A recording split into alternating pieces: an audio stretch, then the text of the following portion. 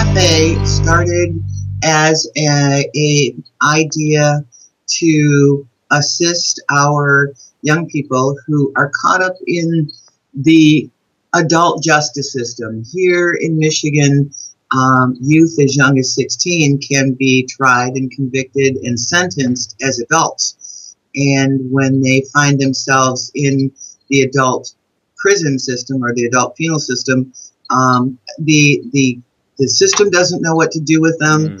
The other inmates don't know what to do with them. They're just in a really bad place for them.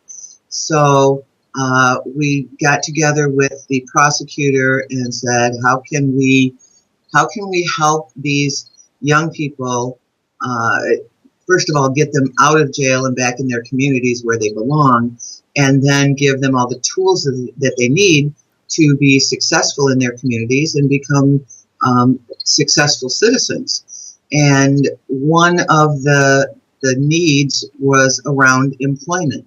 It's very difficult to find employment over here in the United States, period. Right. Let alone somebody who has just come out of the Wayne County Jail or the penal system. So we needed to provide them with some kind of useful experience that was training-based, service-focused, the ability for the youth to understand the importance of communication, the importance of customer service, the importance of being able to present yourself as a professional and an equal to anybody else in the community. So we started with an in-house training program, and the actual training program ended up being a 12-week program. And beyond that, we needed to be able to supply them with some real-life experience. Right. So we developed a real-life coffee shop. We sell coffee, we sell snacks. Today is their first day selling hot soup. So we're slowly building. But we found that the youth responded very, very well. We had so much success with them. They so much wanted to be part of a real job experience. And now that their training program is over, these particular youth are actually still running this coffee shop independently. So you see, I'm not down there anymore. Right.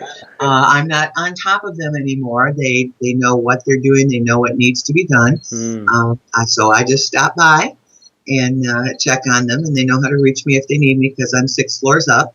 But the success has been fantastic. Through this, they have developed resumes that include their experience and their ability to use a point of sale system and their ability to track inventories and open a shop and close a shop and all of those things. We've had one youth accept a full-time community employment job, which in Michigan means that full-time means benefits and all of the things that go along with that, and its status. It's a different kind of status than these kids have ever had. It's a status that they can be proud of, and they can work with and start to build a life. Yeah, this particular youth that got this job was homeless, and in these last 4 months, he has made so many changes in his life, so many life changes, that he's going to go forward now and be a citizen, be a taxpayer. That's I'm in it for that. Let's raise our tax base.